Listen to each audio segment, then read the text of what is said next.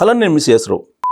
సంబంధించినటువంటి కొంతమంది జర్నలిస్టులని అరెస్ట్ చేయడం జరిగింది. CEO అలాగే చైర్మన్ కోసం ఇప్పుడు పోలీసులు వేటాడుతున్నారు. ఎందుకు అరెస్ట్ చేయాల్సి వచ్చింది? ఆ అరెస్ట్ చేసిన ప్రక్రియలో పోలీసులు ఓవర్ యాక్షన్ చేశారా, లేదంటే జర్నలిస్టులు లేదంటే ఆ మీడియా తప్పు చేసిందా? దీని మీద చర్చ జరుగుతుంది. అసలు ఏంటి మీడియాకు ఉండేటువంటి స్వేచ్ఛ ఏంది? పోలీసులు వ్యవహరిస్తున్నటువంటి తీరులో ఒక ఓవర్ యాక్షన్ కనపడుతుంది. దీని మీద విశ్లేషణ తీసుకునే ప్రయత్నం చేద్దాం. ప్రస్తుతం మన దగ్గర సువీర గారు అలియాస్ శుంకర వెంకటేశ్వర గారు, అందరికీ బాగా సుపరిచయమైనటువంటి కొండయ్య గారు ఉన్నారు. ఇంటరాక్ట్ అవుతాం. సార్ నమస్తే. నమస్కారం సార్. ఎప్పుడు కూడా మీడియాకి పోలీసులకి ఒక చిన్న సంఘర్షణ అనేది జరుగుతుంటుంది ఇష్యూస్ వచ్చినప్పుడు. వచ్చింది అబ్జర్వ్ చేస్తే మీకు ఎవరిది తప్పు అనిపిస్తుంది, ఎవరిది ఉప్పు అనిపిస్తుంది? దీంట్లో నిస్సంశయంగా ఎటువంటి ఆలోచన లేకుండా చెప్పాల్సిందే ఆ వార్తా సంస్థది 100 పళ్ళు తప్పు. అనైతికం, తప్పు కూడా కదా, అనైతికం, చాలా ఘోరమైన నేరం కూడా అది. మామూలు శిక్షలు కూడా పనికిరానటువంటి నేరం అది. ఏమంటే ఏ తమాషాలు అనుకుంటున్నారో వీళ్ళు, ఏమనుకుంటున్నారు? వార్తా సంస్థ పెట్టేసి మాఫియా డ్యానల్ లాంటి నడుపుతున్నారు వీళ్ళందరూ హైదరాబాద్లో.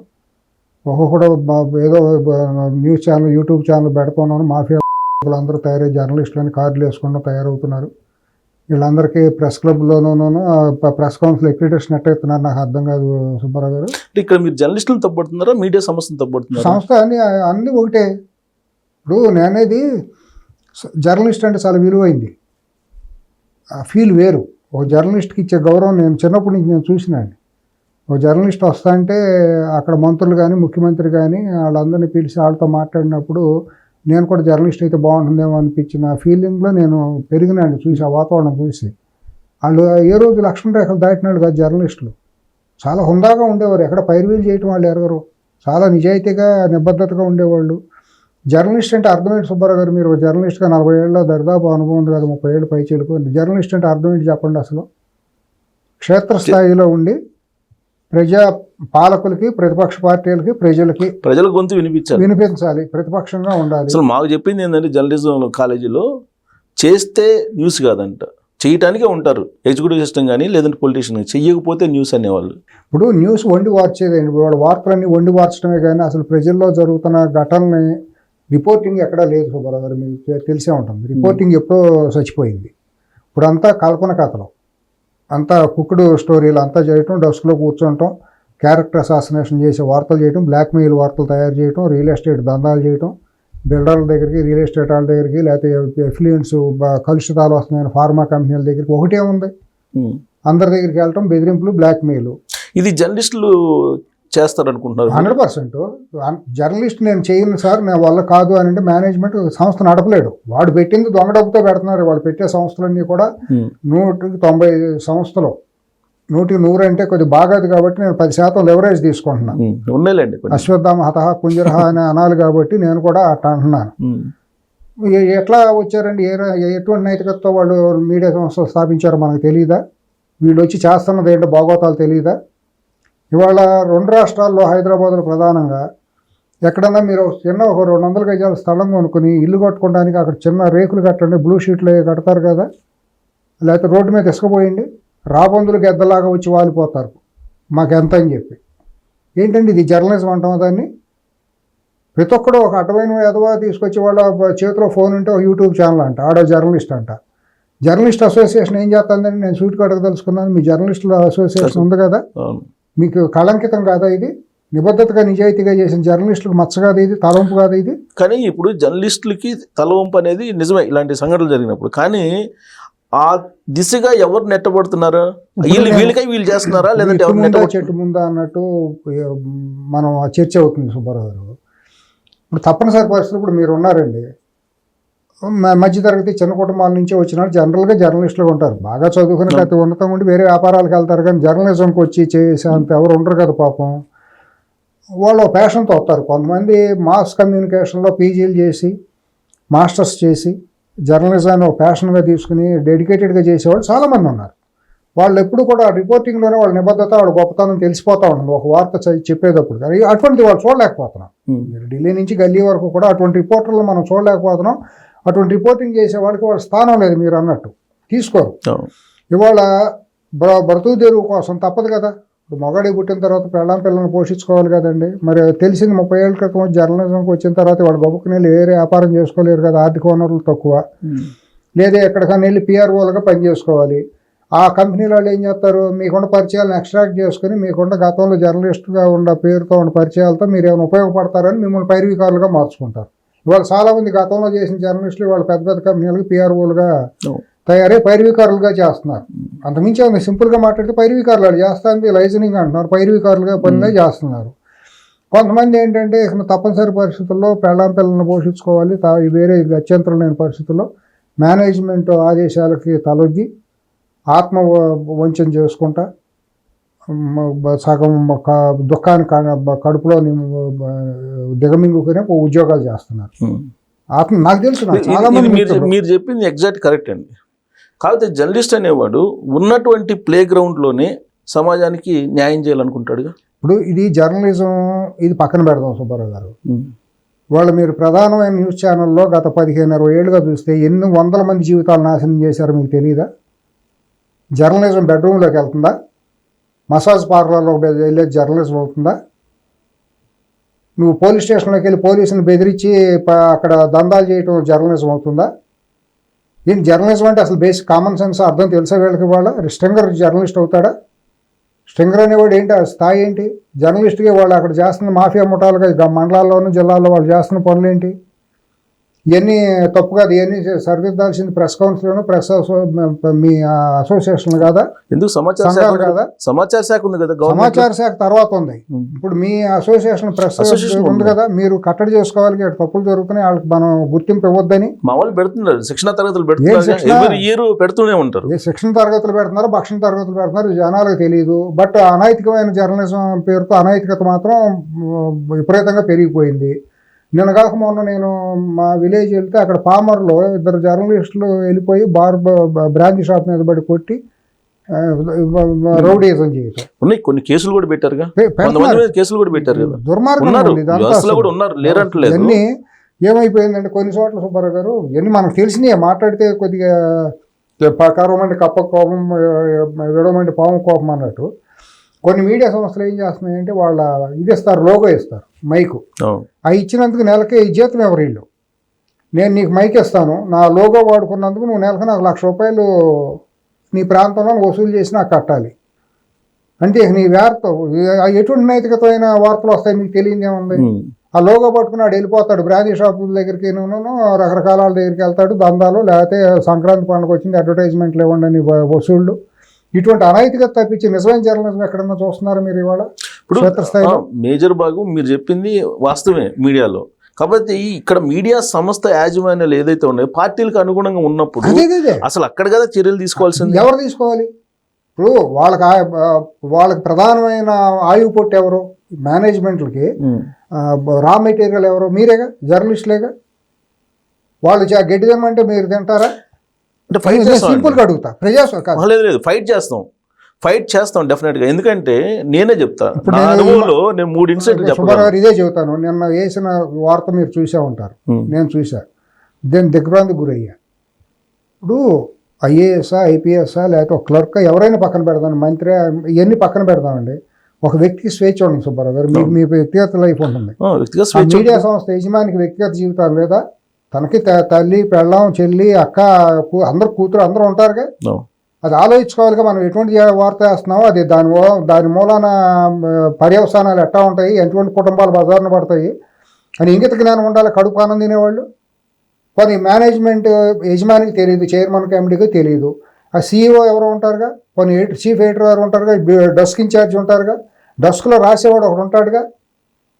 డెస్క్లో రాసినప్పుడు ఏమంటే ఇది వార్త రాస్తే తప్పు అవుతుందండి, నాకు కష్టం అవుతుందని ఆడికి రాసినట్టు బుద్ధి జ్ఞానం లేదా?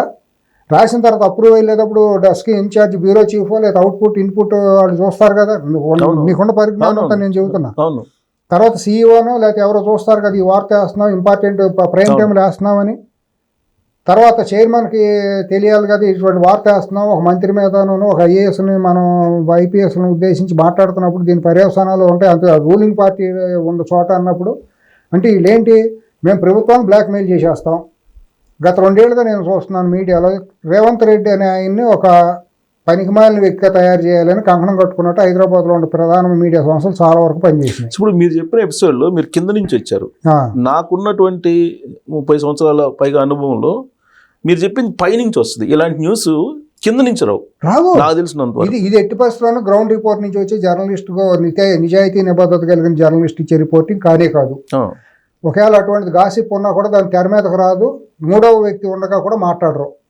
ప్రతి మనిషికి వ్యక్తిగత జీవితాలు ఉంటాయండి, 100 ఉంటాయి. ప్రైవేట్ జీవితాల్లో మనం ఎవరు ఈ న్యూస్ మీడియాకి సంబంధించిన హైయర్ అఫీషియల్స్ లేదంటే మేనేజ్మెంట్ కి తెలియకుండా 100% తెలిసే జరుగుతుందండి. దీని వెనకాల చాలా కుట్ర ఉంది. ఆ కుట్ర మొత్తం బయట తీయడానికి రేపు ఆ సిట్ అనేది దర్యాప్తు వస్తే మొత్తం అందరూ బయటకు వస్తారు. ఇప్పుడు నేను లేను, నాకు సంబంధం లేదని తప్పించుకోవడానికి యజమానికి ఎటువంటి ఇది కుదరదు. ఏమండి, CEO నువ్వు గాడిదలు కత్తావా జీతం తీసుకుని? నువ్వు నీ దందాలు ఏంటో తెలియదా? CEO అల్టిమేట్ CEO కాదండి, కాకపోయినా నువ్వు యాజమాన్యాలు అనేది బొమ్మ. అందరూ వస్తారండి. రేపు CEO చెబుతాడు ఆయన ఏమన్నాడు నేను వేసానండి అని. రాదర్ ఇన్వెస్టిగేషన్లో పోలీసులు కనుక నిజాయితీగా చేస్తే మొత్తం అన్ని ఉగ్గుపాలతో సహా కక్కిస్తారండి. దీని వెనక ఒక కర్త కర్మ క్రియలు ఎవరున్నారు, వాళ్ళకి ఎవరు చెప్పారు, ఇటువంటి గాసిప్స్ చెప్పారు, ఇంకోటి చెప్పారా, అన్నీ బయటకు వస్తాయండి. ఇప్పుడు ఇలాంటి న్యూస్ లేదంటే information with in the party Congress party వాళ్ళు ఇచ్చిందని అనుకోవట్లేదు మీరు? అసలు పార్టీలతో పనే ఉంది, పార్టీలతో పనే ఉంది. ఇది నైతికత అనైతికతగా సంబంధం ఇదండి. ఇప్పుడు ఇంకోటి దుర్మార్గం ఏంటంటే చేసింది అదో పని, దగులుబాజీ పని, క్యారెక్టర్ అసాసినేషన్ చేస్తా. ఇప్పుడు ఎంతో సర్వీస్ ఉండే IASలు అంటే రేపు పొద్దున వాళ్ళు బయటకు వెళ్తే ఎంత అవమానంగా ఉంటుంది ప్రజల్లోకి వెళ్ళినప్పుడు. ఒక మంత్రి అభాండాలు వేస్తే ఆ మంత్రి క్యారెక్టర్ ఏమవుతుంది, ఆ కుటుంబం ఏమవుతుంది? మీరు శుద్ధపోసలా? మీరు చేసేవన్నీ దగులుబాజీ పనులు చేసి ఇతరుల క్యారెక్టర్ అసాసినేషన్ చేయటువంటి దుకాణాలు పెట్టి మీరు అందరూ మీడియా ఛానల్స్ అనే పేరుతో మాఫియా డన్లు నడుపుతా, జేబు దొంగల్ని వీధి రౌడీలను జర్నలిస్టుల పేరుతో మెడలో ట్యాగులు వేసి పంపించేసి జనాల మీదకి పంపించి గోండాయిజం చేస్తా. ఒక్కడికన్నా జర్నలిస్ట్కి ఎట్లా ఉండాలి, షేవింగ్ చేసుకునేవాడు ఒకడు ఉండాడండి? ఒకడు వాక్ ఇది ఉందా, డిక్షన్ ఉందా? మాట్లాడేటప్పుడు తొట్టుపడకుండా ఉచ్చారణ చక్కగా రిపోర్టింగ్ చేసేవాళ్ళు ఎక్కడన్నా ఉన్నారా? అంశాన్ని ఉన్నారు, ఇప్పటికి కూడా ఉన్నారు, కానీ తగ్గిపోయారు. నేను అనేది ప్రధానంగా వాళ్ళకి బతుకులేదు కదా, ఉన్న వాళ్ళకి వాల్యూ లేదు కదా, అక్కడ ఏమలేక వచ్చేస్తున్నారు కదా. వాళ్ళంతా పనికి మనకు వీధి గొండాలు చిల్లర స్థాయి వాళ్ళకే కదా అక్కడ లైఫ్ నడుస్తుంది ఈ రిపోర్టింగ్ల పేరుతో. ఎంత దుర్మార్గం అండి, ఇది చాలా తప్పు కదండి. ప్రైవేట్ లైఫ్ కి వెళ్ళినందువల్ల సమాజానికి లేకుండా మళ్ళీ పోలీసులు వెళ్తే పోలీసులు జులుం నశించాలంటారా? బుద్ధి జ్ఞానం ఆనందింటున్నారు వీళ్ళు. పోలీసు జులుం ఏముందండి? పోలీసులు అని కొట్టారు మిమ్మల్ని. పోలీసులకు హక్కు ఉంది, విచారణ కోసం ఎక్కడికైనా వెళ్ళే హక్కు ఉంది కదా. ఉందని చెప్పేసి ఆఫీసుల మీదకి వెళ్ళి కంప్యూటర్ లో వసూలు మొత్తం యాంకర్ ఉంది. యాంకర్ కి ఏం సంబంధం అండి? యాంకర్ రాసింది చదువుతారు ఆవిడ. అదే చెప్పండి. వాళ్ళు వచ్చేసి యాంకర్ ని తీసుకెళ్ళటం కాదండి. మీరు ఊరినే మీ జర్నలిస్టులు అనేవాళ్ళు మీరేమి దైవాం సమృద్ధులు కాదు, మీరు లైసెన్స్డ్ గోండాలు అంతకంటే కాదు. గోండాలుగా వ్యవహరిస్తున్నారు ఇవాళ. లైసెన్స్డ్ గోండాలు ఎవరంటే పోలీసులు అనేవాళ్ళు పాత రోజులు వాళ్ళ సమాజంలో మీరు చూడండి. జర్నలిస్టులు అనేవాళ్ళే వాళ్ళ రకరకాల పేరుతో జర్నలిస్టులుగా వచ్చేసేసి లైసెన్స్డ్ గోండాలు కానీ వ్యవహరిస్తున్నారు. బెదిరింపులు, బ్లాక్ మెయిల్ చేయడం. మీరు చెప్పే దాంట్లో నేను కొంతవరకు ఏపీకి ఇస్తాను, ఎందుకంటే రౌడీ షీటర్లు కూడా ఉన్నారు. కాదండి, ఆ లేడీ చదివినప్పుడు నీ బుద్ధి జ్ఞానం లేదా? నేను చదవనండి అని నువ్వు చెప్పొచ్చు కదా. న్యూస్ రీడర్ చెప్పలేదు. ఏం చెప్పలేదు? కడుపు ఆనందం ఏంటలేదు, నీలాంటి ఆడదు కదా. అవునండి, IAS ఆఫీసర్ నీలాంటి ఆడపిల్ల కదా. నీకు ఇంగ్లీష్ జ్ఞానం లేదా? కుడి చేత ఏం చేయాలి, ఎడం చేత ఏం చేయాలి నీకు తెలియట్లేదా? నువ్వు ఉండండి, ఇవన్నీ మీరు సమర్థించమాగండి సుబ్బారావు గారు. నేను చెబుతాను, నేను జర్నలిస్ట్ అన్నాను, నువ్వు జర్నలిస్ట్ అవుతావు? లైట్ బాయ్ను, కెమెరామెన్లు, డ్రైవర్లు, డస్క్లో ఉండే స్క్రిప్ట్ రైటర్లు జర్నలిస్టులు అవుతారా? ఇప్పుడు న్యూస్ వాయిస్ ఓవర్ ఆర్టిస్టులు జర్నలిస్ట్ అవుతుందా? కాదు. వాళ్ళు మరి జర్నలిస్ట్ అని ఎట్లా క్లెయిమ్ చేసుకుంటారు వీళ్ళు? పోలీస్ జులుం నశించాలి మా మీడియా మీదకి వస్తే అని అన్నప్పుడు ఎట్లా అంటారు? మీరు రేపొద్దున సంఘ విద్రోహ శక్తులను నా దావుద్ ఇబ్రహీం ముఠాలను తీసుకొచ్చి మీ ఆఫీస్లో స్థావరాలు కల్పించి మా మీడియా స్థావరం కాదు మీరు మా దగ్గర రావడానికి లేదు, మేము అసాంఘిక శక్తులందరికీ మేము షెల్టర్ ఇస్తామని చెప్తే సరిపోతుందా? ఇప్పటికే సుబ్బారావు గారు 30 ఏళ్ళుగా చూడండి, మావోయిస్టుల పేరుతో అసాంఘికమైన పనులు చేసిన ఎదవలందరూ కూడా జర్నలిస్టులు ముసుగులు వచ్చి జర్నలిజాన్ని చంపేశారు. మీరు ఒప్పుకుంటారు లేదా దీనికి? కొంతవరకు ఉంది. వామపక్ష భావజాలం అనే ముసుగులో లంపెన్ శక్తులు జర్నలిస్టులుగా వచ్చారా లేదా? 30 ఏళ్ళ నుంచి ఇవాళ తోటమూతి ఓసరు వెళ్ళిన పరిస్థితికి వచ్చిందా లేదా జర్నలిజం? ఇవాళ జర్నలిజం గురించి మాట్లాడుకునే పరిస్థితి ఎందుకు వచ్చింది? ఇలా కొన్ని అపశృతులు నేను చూశాను సుబ్బారావు. సిపి సజ్జనార్ గారు మాట్లాడుతా అంటే ఎవడో పనికి మాలినాడు ఎవడో మాట్లాడుతున్నారు, ఒక లేడీ నుండి మాట్లాడుతున్నారు, నోటీసులు ఇస్తారా అని. ఏంటి నోటీసులు ఇచ్చేదేంటి? మీరు చేసిన అదో పనికి పోలీసులు బ్యాండ్ మేళం పెట్టి పసుపు కుంకాలు పెట్టి శుభలేఖలు ఇచ్చి బాబు 41 నోటీస్ ఇస్తాం రమ్మని ఇంటికి వచ్చి చక్కగా బ్యాండ్ మేళంతో ఊరేగింపు వచ్చి మీరు బొట్టు పెట్టి పిలుస్తారా? మీరు చేసింది అదో పని. ఒక దొంగపతానం చేస్తాడండి, రాత్రి ఇల్లు కొలగొడతాడండి, వాడు పలానా అని మనకు తెలిసిందండి. పోలీసులు ఆయన పట్టుకురాకుండా వాడి ఇంటికి వెళ్ళి బ్యాండ్ మేళంతో వెళ్ళి 41 నోటీస్ చక్కగా శుభలేఖ అందజేసినట్టు అందజేసి స్వీట్ ప్యాకెట్ ఇచ్చి మీరు టైం ఉన్న పరిస్థితులు టైం దొంగగారు మా పోలీస్ స్టేషన్కి రండి మేము విచారిస్తాము అని చెప్పి అంటారా? ఆ మాట అంటే అప్పుడు మీ జర్నలిస్టులు ఊరుకుంటారా? ఇప్పుడు అన్నోన్ పర్సన్ అయితే వాళ్ళు మీరు కొమ్ములు వాట్సాప్ లో 41A నోటీస్ పంపించచ్చు, లేదు ఫోన్ చేసి పంపించాల్సిన రూల్ ఏమీ లేదు. మీరేం దైవాం సంభూతులా మెడబట్టి లాక్కెళ్తారు రోడ్డు మీద. ఇప్పుడు మీరు చేసింది అదో పని. మీడియా ఫోర్త్ ఎస్టేట్ అండి, మీరు లైసెన్స్డ్ గుండాలుగా వ్యక్తిత్వ హరణాలు చేస్తారండి మా జీవితాల మీద. రాజ్యాంగంలో రక్షణ కల్పించింది ఐఏఎస్ అందరికీ ఉంది, ఐఏఎస్లకి ఉంది, మా సామాన్యులకు కూడా ఉంది, జ్యుడిషియరీకి ఉంది. మీరు సమాజంలో భాగమే తప్పించి మీరు ఆ దైవం సంయుక్తులు కాదు, ఫోర్త్ ఎస్టేట్ కాదు, మీకు రాజ్యాంగం ప్రత్యేక హక్కులు ఇవ్వలేదు. మీరు కూడా ఆఫ్టర్ ఆల్ మనుషుల్లో భాగమే. మీరేదో మీడియా దుకాణాలు తెరిచి మేము వ్యక్తిత్వ హరణాలు చేసేస్తాం, బెదిరిస్తాం, బ్లాక్మెయిల్ చేస్తాం, మా ఇంటి నోటీసులు ఇవ్వండి, లా పాయింట్లు మాట్లాడి, మీకంటే లా పాయింట్లు మాట్లాడడం సివిలియన్ కూడా తెలుసు. ఇవాళ సమాజంలో ప్రధానమైన విలన్ ఎవరంటే మీడియా. ప్రధానమైన విలన్ మీడియాని సపోర్ట్ చేసి మీడియాకు భయపడతా అప్పుడప్పుడు తీర్పులు ఇస్తాను, న్యాయ వ్యవస్థ కూడా తప్పులు చేస్తాను కొన్నిసార్లు. ఒక్కసారి మీడియా లేకపోతే సమాజాన్ని ఊహించుకోండి, బ్రహ్మాండంగా ఉంటుంది. ఇవాళ మీడియా కంటే కూడా గతంలో సమాజం సామాన్యులు ఎవ్వరు వాయిస్ బయట రాదు, బ్రహ్మాండంగా ఉందండి. ఈనాడు పెట్టినప్పుడు లేదా, ఆంధ్రజ్యోతి పెట్టినప్పుడు లేదా, పత్రిక పెట్టిన ఆర్ వెంకటేశ్వరరావు గారు పెట్టినప్పుడు ప్రజాస్వామ్యం బతకలేదా? ఆ రోజు జర్నలిజం లేదా? ఉంది, ఇవాళ కూడా ఉంది. ఇవాళ ఏమో ఏది కూడా శృతి మించి రాగాన పడకూడదు. దేనికైనా చెల్లెలు కట్ట ఉంటుంది, సముద్రానికి కూడా చెల్లెలు కట్ట ఉన్నట్టు మీ జర్నలిజానికి కూడా హద్దు పొద్దు ఉంటుంది. అడ్డమైన ప్రతి ఒక్కరు జర్నలిస్ట్ ముసుగులో నడవటానికి వీలు లేదు. జర్నలిస్ట్ అనే ఒక అక్రిడిటేషన్ ఇవ్వాలన్నప్పుడు కొన్ని నియమ నిబద్ధతలు ఉంటాయి. మీరు ఎన్ని వార్తలు రాశారు, మీది ఎన్ని రిపోర్టింగ్లు అయినాయి చూస్తారు కదా. కమిటీ ఉంది, స్క్రూటినీ చేసిన తర్వాత ఎక్కడ చూస్తున్నారు? అక్రిడిటేషన్ ఇష్యూ చేస్తారు. వీళ్ళు చేసిన వార్తలు ఎన్ని రిపోర్ట్ అవుతున్నాయండి? ఏం వార్తలండి? ఈ వార్త ఈ వార్త ఒక్కదాన్ని పట్టుకొని టోటల్ గా మీడియాని ఇవాళ మీ యూట్యూబ్ ఛానల్స్ ఎందుకు ఇటువంటివి వచ్చినాయి? నేను ఇవాళ ఎందుకు వచ్చి మీతో మాట్లాడుతున్నాను? ఎందుకు మాట్లాడుతున్నాను? అక్కడ పొల్యూట్ అయిపోయిన వ్యవస్థలో ప్రత్యామ్నాయంగా సోషల్ మీడియాలో ఈ యూట్యూబ్ ఛానల్స్లో కూడా నైతికతకు సంబంధించినటువంటి కొన్ని పద్ధతిగా చేసే ఛానల్స్ ఉండటం మూలాన మా పోటాలో నా మనసుకు నచ్చి ఇది అన్ని అడ్డమైన వాళ్ళు పిలితే నేను వెళ్ళను. నా అంతరాత్మకు నచ్చి పలానా సుబ్బారావు గారు బాగానే ఉంటాడు, ఆయన మాట్లాడేది పద్ధతిగా ఉంటుంది. ఇప్పుడు మీరు నాకేం డబ్బులు ఇవ్వట్లేదు కదా, నాకేం కవర్ ఇచ్చి నేనేమన్నా కిరాయి గెస్ట్ని కాదు కదా, డబ్బులు ఇచ్చి రిక్వెస్ట్ చేస్తే ఈ రోజు ఇచ్చారు. అంతే కదా, ఎవరమైనా ఎందుకు వస్తాం? సుబ్బారావు అని ఆయన పద్ధతిగా ఉంటుంది, ఆయన మాట్లాడేది డీసెంట్గా ఉంటుంది, ఆయన ఎక్స్పీరియన్స్, ఆయన ప్రొఫైల్ ఇది కాబట్టి ఆయనతో చేయటం నాకు ప్రైడ్గా ఫీల్ అవుతా. ఇప్పుడు మీతో ఇంటర్వ్యూ చేయటువంటి నేను గొప్పగా ఫీల్ అవుతాను. అంటే మిమ్మల్ని పిలిచి ఇంత డిస్కషన్ ఎందుకు చేయాల్సి వస్తుందని అంటే దగ్గర ఒక క్రీమ్ రావాలి కదా. నాలాంటి వాళ్ళు కొన్ని వేల మంది ఉంటారు, వీళ్ళందరూ బయటికి రావాలి. వాళ్ళ ఆయన సిపి గారికి మనం సపోర్ట్ చేయాలి, పోలీస్ వ్యవస్థ 100% సపోర్ట్ చేయాలి. చేసింది అనైతికమైన తప్పు, చాలా దుర్మార్గమైన ఘోరం అది చేసింది. మీరేమో పెట్టింది వనిత అని ఆడాళ్ళ కోసం ఛానల్ పెడతారా? మీరు ఆడాళ్ళ వ్యక్తిత్వ హరణాలు చేస్తారా? దానికి సిగ్గుశారం లేకుండా రాజకీయ పార్టీలు మద్దతు పలుకుతాయా? బీఆర్ఎస్ ఎట్ట మద్దతు పలుకుతుందండి? ఇదే బీఆర్ఎస్ పార్టీకి చెందిన ఎమ్మెల్యే జీవన్ రెడ్డి వెళ్ళి ఎన్టీవీని పగలగొట్టలేదా? ర్యాన్సాక్ చేయలేదా? ఎన్ని ఆ రోజు నీ నీతి ఏమైందా? వాళ్ళు నువ్వు ఏదైతే మాట్లాడుతున్నావు హరీష్ రావు ఇష్టానుసారం మాట్లాడుతున్నావు. హరీష్ గారు అనేది ఏంటంటే ఆఫీసులకు పోయి దాడులు చేయటం ఏంటి? నువ్వు చేయలేదా? వెళ్ళి ఏపీ భవన్లోకి వెళ్ళి ఉద్యోగం కొట్టలేదు నువ్వు? మీరు చేసిన దుర్మార్గాలు ఏంటాయా? ఉద్యమం పేరుతో మీరు ఎంతమంది వాళ్ళ మీదకి వెళ్ళారు, ఎన్ని ఆఫీసులు పగలగొట్టారు, ఎంతమంది ఆంధ్రజ్యోతిని తగలబెట్టలేదు? మీరే మాట్లాడేది సిగ్గుశారం లేకుండా. అంటే జర్నలిస్టులు ఉగ్రవాదుల్లాగా తీసుకెళ్లి విధంగా చేయడం కరెక్ట్ కాదు. ఉగ్రవాదులే మీరు చేసిన పని, ఉగ్రవాదమే. వ్యక్తిత్వ హననం చేయడం ఉగ్రవాదం కంటే తీవ్రమైంది.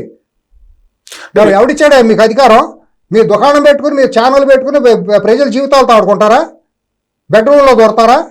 వ్యక్తిత్వ హరణాలు చేస్తారు. చట్టాలు ఉన్నాయి, అక్కడ పోలీసులు ఉన్నారు. మీరెవరు మీడియా ట్రయల్ చేస్తారు? మీరే శిక్షలు చేస్తారు?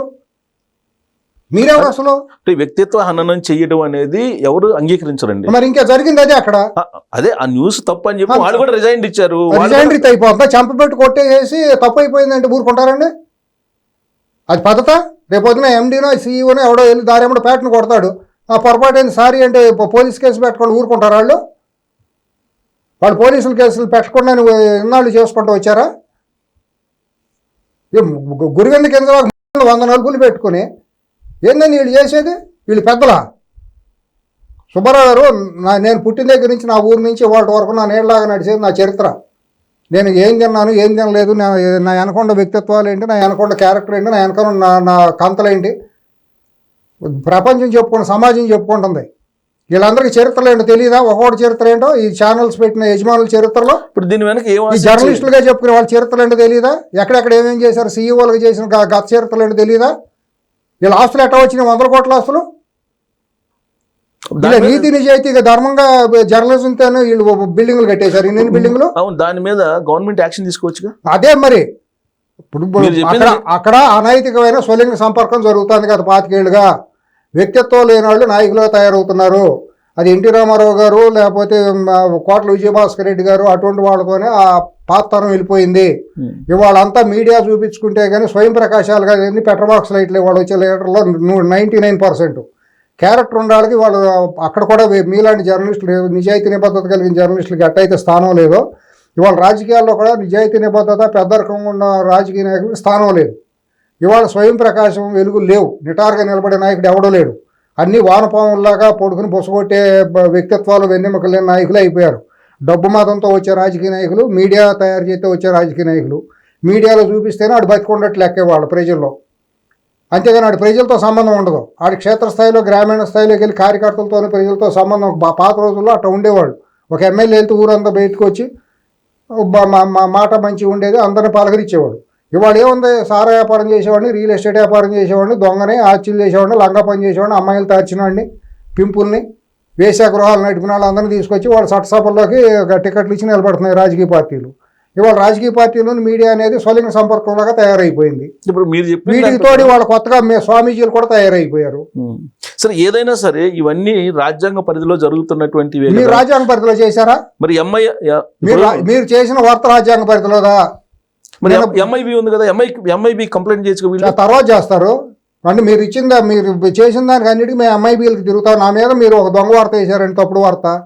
నేను చట్ట ప్రకారం తిరుగుతానా? నా కోపమని పార్టీ వాళ్ళు బిగుతా. తర్వాత కేసులు నేను తర్వాత చూసుకుంటాను. ఇప్పుడు అది రాజ్యాంగ విరుద్ధం కదా. మీరు చేసిన రాజ్యాంగ విరుద్ధం కదా. ఇప్పుడు అందరు కొట్టుకుంటూ పోతే ఈ విధంగా మీరు కొడతారా? పోనీ మేము పడి ఉండాలా? ఇప్పుడు మీకున్న హక్కు ఏందయ్యా? మీరు కొడితే మేము పడి ఉండాలా? ప్రజలు న్యూస్ వచ్చిందా? న్యూస్ వచ్చిన న్యూస్ ఎవరిచ్చారు చెప్పు? నీకు ఎట్లా న్యూస్? రోడ్డు మీద జరిగిందా? రోడ్డు మీద ఇద్దరు కొట్టుకుంటే నువ్వు పబ్లిక్గా మేము షూట్ చేసేవాడిని అని చెప్పు. నువ్వు ఎక్కడో బెడ్రూమ్లో దూరి లేకపోతే ఎక్కడో తెలియని వ్యక్తిత్వాలు చేస్తా, క్యారెక్టర్ అసాసినేషన్ చేసి మేము మీడియా ముసుగులో తప్పుకుంటాము, మేము రూల్స్ మాట్లాడతాము, మాకు ఎంఐబి ఉంది, చట్టం ఉంది, మాకు నోటీసులు ఇవ్వండి, బ్యాండ్ మేళంతో వచ్చి పుష్పంకాలు శుభలేఖలు అందరూ చేయండి, 41 నోటీసులు అంటే చేతకాని వాళ్ళ ప్రభుత్వాలు ఉన్న పోలీసులు ప్రజలు. ఇప్పుడు మీరు చెప్పినట్టు చేసుకుంటూ పోతే అసలు మొత్తం సమాజం అల్లకొల్లాల మీద మీరు మూసేస్తే దుకాణాలు మూతే బ్రహ్మాండంగా ఉంది సమాజం. ఈ వేశ్య గృహాలు లాంటి కిరాయి వార్తా వ్యభిచార గృహాలు మూసేస్తే సమాజం బ్రహ్మాండంగా ఉంటుంది.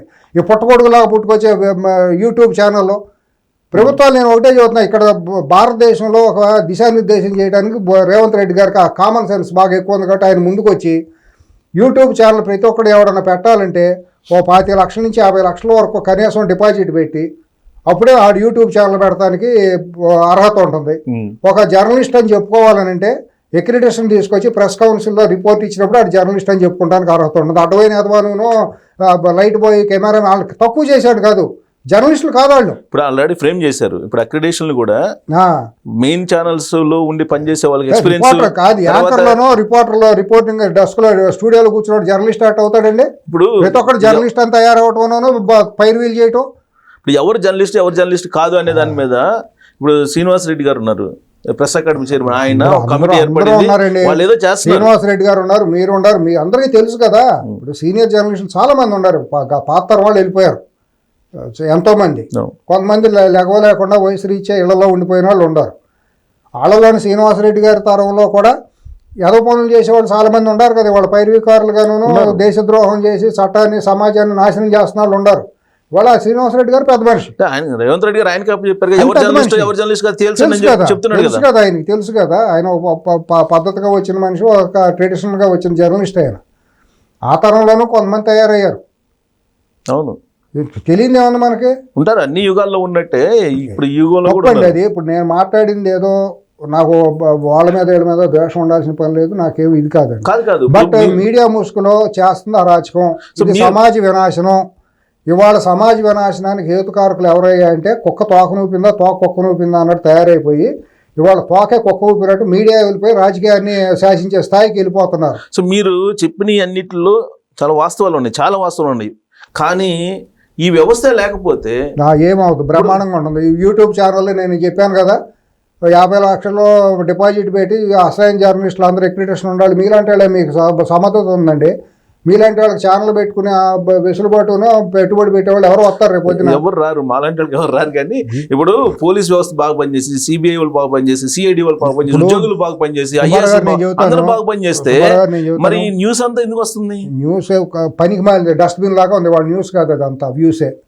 వాళ్ళ న్యూస్ అనేది లేదు. సమాజ హితం కోసం ఒక వార్త చదివేటట్టు లేదు, ఒక ఆర్టికల్ చదివి ఒక ఎడిటోరియల్ చదివేటట్టు లేదు.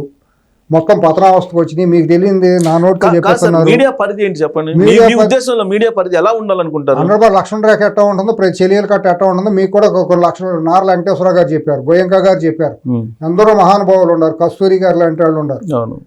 అందరికీ తెలిసి ఎట్టా ఉందనేది. ఇవాళ కూడా ఢిల్లీలో చాలా మంది ఉన్నారు, ఆ కులదీప్ నయ్యర్ గారు ఉన్నారు. వీళ్ళందరూ ఎందుకు మాట్లాడుకుంటున్నాం పెద్దలందరినీ?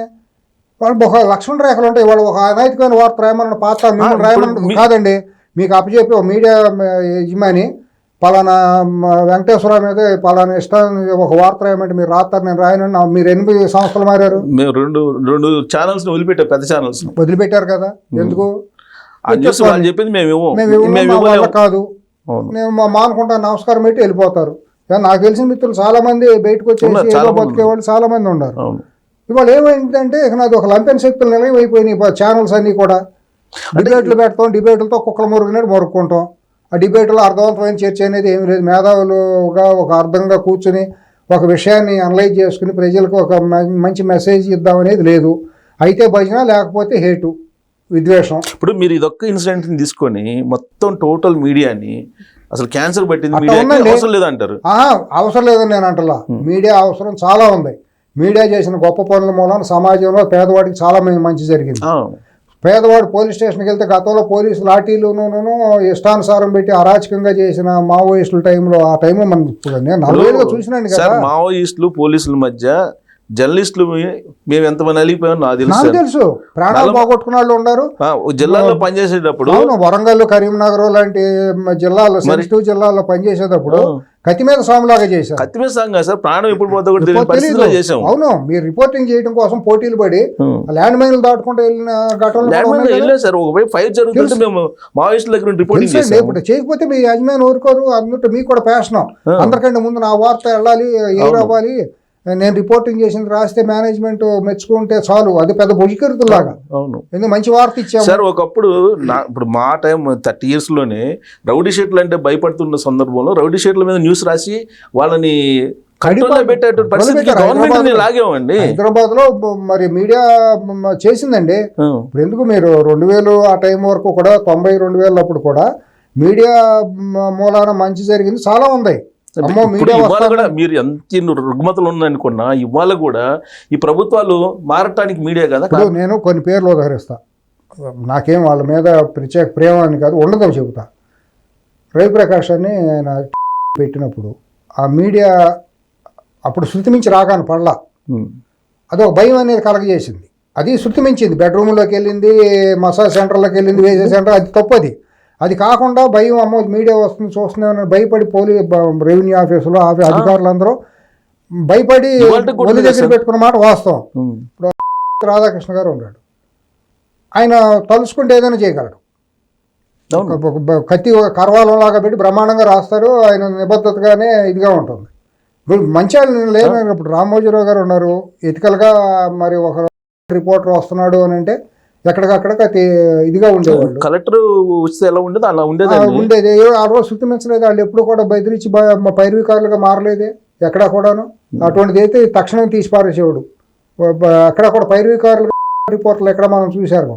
ఇవాళ ప్రొఫెషనల్గా నడిచే జర్నలిస్టులు సంస్థల్లో కూడా ఇటువంటి పైరువీలు రవిప్రకాష్ నాకు తెలిసి ఇటువంటి పైరువీలు చేపించి చంది బెదిరించి చేసింది అయితే నాకు తెలియదు. ఎలక్ట్రానిక్ మీడియాలో ఆయన ఒక ఐకాన్ అండి. ఐకాన్ అసలు లీడర్ అది తొలిగా మెట్టేసిన ఆయన.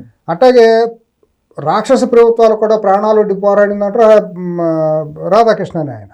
సార్ స్ట్రింగ్ ఆపరేషన్స్ చేసి ఎన్ని బయటికి తీసుకొచ్చారు మరి గవర్నర్నే చేశారు కదా. అలాగే ఇప్పుడు రవిప్రకాష్ కూడా మీరు అన్నటువంటి బెడ్రూమ్ లోకి వెళ్ళకూడదు అని అంటే తప్పేది. ఇప్పుడు ప్రైవేట్ ఇష్యూ ఇప్పుడు మొన్న టెలికాస్ట్ అయింది, వాళ్ళే తప్పు అంటున్నారు. ఓకే, అది మనం సమర్థించాలి, తప్పు కూడా కదండి. దాన్ని దుర్మార్గం అన్నా తప్పు మనిషిని చంపేసి పొరపాటు అయిందంటే ఏమన్నా రాయితీలు ఉన్నాయా చట్టంలో చెప్పండి? రాయితీ ఉందా? లేదు కదా.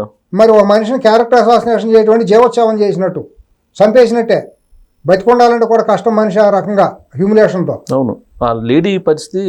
మరి నువ్వు సారీ అంటే అయిపోతుందా? ఐఏఎస్ అనే కాదు, ఎవరైనా బాధపడతారు.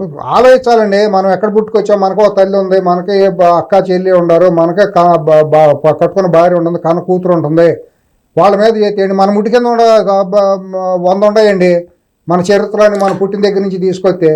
నేను అనేది ఏంటంటే ఇలాంటి ఒకటి వచ్చినప్పుడు టోటల్ మీడియా మీద వ్యతిరేకంగా రావడం అనేది ప్రమాదకరం కదా సమాజానికి. 100% అదే నేను ఆత్మవిమర్శ చేసుకోవాలి మీడియాలో వాళ్ళందరూ. ఇది ఓకే. ఇదేంటంటే నాన్న పులి అన్నట్టు అయిపోయింది పరిస్థితి. వాళ్ళ మీడియా కూడా శృతిమించి రాగానే పడిపోయింది. మీరు ఎన్నో రోజులు శాసించలేరు. ఈ ఒడతూపులు చేస్తే ఎవరు భయపడరు. ప్రజలే తిరుగుబాటు చేసి తంతారు, రోడ్డు మీద పడేసి తంతారు. జర్నలిస్ట్ అనే పేరు ఉన్న తంతారు. పరిస్థితి ఎందుకు వచ్చింది చేతులారు. మొన్న ఇప్పుడు ఇతను మాట్లాడుతున్నాడు కదా హరీష్ రావు, మరి మీడియా సంస్థల మీదకి వెళ్ళినప్పుడు మరి తీర్మార్మాలన్న ఛానల్ మీదకి వెళ్ళినప్పుడు నువ్వేం చేసావా? రఘుని కిడ్నాప్ చేసి రోడ్డు మీద కిడ్నాప్ చేసి పోలీసు కిడ్నాప్ చేసినప్పుడు నువ్వేం బీకేవాయా? మరి ఆ నేరేళ్ళలో దళితులకి కరెంట్ షాకులు పెట్టినప్పుడు నువ్వేం బీకేవాయా? నువ్వు పెద్ద నీతులు మాట్లాడుతున్నావు. ఇవాళ మీరు 10 ఏళ్ళు చేసిన అరాచకాలు లేవా? ఎంతమంది మీద అక్రమ కేసులు పెట్టలేదు? రైతులకు బేడీలు వేసి నువ్వు రోడ్ల మీద తిప్పలేదా? వాళ్ళకి ఇళ్లలో ఆడాళ్ళు లేరా? మరి ఇళ్ళు తలుపులు పగల కొట్టుకుని అరెస్టులు చేసిన అరెస్టులు లేవా నువ్వు 10 ఏళ్లలో ఎక్కడాను? మీరా నువ్వు ఇవాళ అతను నీతులు చెప్పి తెడ్డు నాకినట్టు నువ్వెవడు మాట్లాడటానికి? నీకుండా అర్హత ఏంటి? నీకుండా నైతికత ఏంటి? నువ్వు దళిత ఆఫీసర్ని ఆంధ్రభవన్లో కొట్టలేదా ఏంటి? మీరు చేసిన దుర్మార్గాలు ఏంటి? ఇవాళ మీకు మాట్లాడే నైతికత ఉందా? మీరు కాదా పగలగొట్టింది? మీరు కాదా పగలగొచ్చింది? తగలబెట్టారా? పగలగొట్టారు రాత్రిపూట మనుషులు తీసుకెళ్ళి. సో ఇన్ని ఉన్నప్పటికీ కూడా ఇది తగలబెడుతున్నారు, కొడుతున్నారు జర్నలిస్టులు. వాళ్ళ మాట్లాడేది నీతులు వాళ్ళ మద్దతు ఇచ్చేది. ఎప్పుడైతే మీ జర్నలిస్టులకు అటువంటి వ్యక్తులు అటువంటి అసాంఘిక శక్తులు మద్దతు ఇచ్చినాయో మీరు వాళ్ళు ఏకమైపోయినట్టే. మీకు వాళ్ళకి తేడా లేదు. అధికారంలో లేనప్పుడు ఎవరైనా మద్దతు ఇస్తారు. అవసరం లేదు. మీరు అవసరం లేదని మీరు చెప్పండి. మీరు నిబద్ధతగా నిలబడండి. మీరు తాడి చెట్టు కింద నిలబడి పాలు దగ్గర కళ్ళే అనుకుంటారు. ఎందుకంటే మీరు చేతులారా చేసుకుంది. జర్నలిస్టులు అనేవాళ్ళు వాళ్ళు చేతులారా స్వయంకృత అపరాధం. అది ప్రెస్ కౌన్సిల్ ఆత్మవిమర్శ చేసుకోవాలి. మీ జర్నలిస్ట్ అసోసియేషన్ ఆత్మవిమర్శ చేసుకోవాలి. ఈ సాయంత్రం అయితే సోమాజీ కూడా ప్రెస్ క్లబ్లో ఎటువంటి వాళ్ళు ఉంటారండి సుబ్బారావు గారు? మీరు వెళ్ళి కూర్చోగలరా? సపరేట్ కాదు. ప్రెస్ క్లబ్ అంటే ప్రెస్లో ఉండే జర్నలిస్టులకు మాత్రం ఉద్దేశించి, కానీ అటువైన వాళ్ళు కాదు కదా.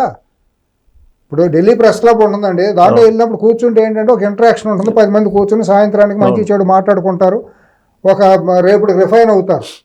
అంతేగాని అది ఒక అసాంఘిక శక్తులు చిల్లర నిలయంగా ఉండకూడదు కదా. అసలు జర్నలిస్ట్ అర్హత ఉందా దాంట్లో ఉండే వాళ్ళకి? వాళ్ళు నిలబడి కంటెస్ట్ చేసిన వాళ్ళకి జర్నలిస్ట్ అని చెప్పుకోవడానికి రైట్ ఉందా ఎక్కడన్నా? వీళ్ళు ఎవరన్నా క్షేత్రస్థాయిలో పనిచేసి రిపోర్టింగ్ చేసిన వాళ్ళేనా? ఉన్నారు కొంతమంది ఉన్నారు. అందరు నేను అంటలేదండి, కొంతమంది ఉన్నారు. నేను అందరిని అంటలా. చాలా మంది ఉన్నారు. అందరూ చాలా మంది ఉన్నారు. కొంతమంది వీళ్ళు కూడా తయారైపోతున్నారు. ఉన్నారు దాంట్లో ఉన్నారు. ఇప్పుడు దీనికి పరిష్కారం ఇప్పుడు మీడియా హౌసెస్ అన్ని రాజకీయ పార్టీలో పెట్టేసుకుంటున్నారు. అవును, వాళ్ళే ప్రభుత్వాలు ఉన్నాయి. అవును, మరి జర్నలిస్టులు ఆలయ్యే కదా. జర్నలిస్టులు ఎట్లా రాయాలి? మరి ఏం చేయాలి దానికి? ఇప్పుడు ప్రత్యామ్నాయం ప్రకృతి తయారు చేస్తుందండి. నిజమైన నిబద్ధత కలిగిన జర్నలిస్ట్కి వాళ్ళ అవకాశాలు కూడా చాలా ఉన్నాయి సుబ్బారావు గారు. ఇవాళ యూట్యూబ్ రాబట్టి కొంతమంది బతుకుతున్నారండి. లేదంటే పరిస్థితి ఏంటి? అయితే నిజమే, అదే ప్రత్యామ్నాయం తయారు చేసుకుంటుంది. ఎప్పుడు కూడా ఏది 1 సైడ్ అయిపోదండి. నేచర్ ఎప్పుడు కూడా బ్యాలెన్స్ చేస్తుంది. ఇప్పుడు ఈ క్రమశిక్షణ, ఈ అనైతికత అనేది ఎప్పుడైతే ఈ మీడియా సంస్థలో చేరిపోయిందో, సుబ్బారావు గారు ఇవాళ నాకు మన మిత్రుడు చెబుతున్నాడు, కొండాపూరు ఆ ప్రాంతంలో రేకులు పెట్టి బిల్డింగ్ పర్మిషన్కి వెళ్ళి అప్లికేషన్ పెట్టి అక్కడ బోరు వేసేలోపు 50 మంది నుంచి 150 మంది దాకా ప్రాంతాన్ని బట్టి వచ్చారు. మినిమం 50 అంటండి. కొన్ని చోట్ల అయితే ఇప్పుడు కొంపల్లి ఆ ప్రాంతాల్లో అయితే 150-200 మంది వెళ్ళిపోతారు. అసలు మీకు ఒక ఆశ్చర్యకరమైన విషయం యాడ్ చేస్తాం మీకు. మా అత్తయ్య వాళ్ళ అబ్బాయి ఇల్లు కడుతున్నారు, నిజాంపేటలో కడుతుంటే వాళ్ళు ఇట్నే వచ్చారు. వస్తే మా మావయ్య గారు ఇట్లా పనిచేస్తారని చెప్తే నాకు ఫోన్ ఇచ్చారు. ఫోన్ చేస్తే నేను చెప్పాను ఇలా మా వాళ్ళదేనని. మీ వాళ్ళదైనా ఎవరిదైనా మాకు ఇచ్చేది మాకు ఇవ్వాలని చెప్పేసి అడిగారు, నన్ను అడిగారు.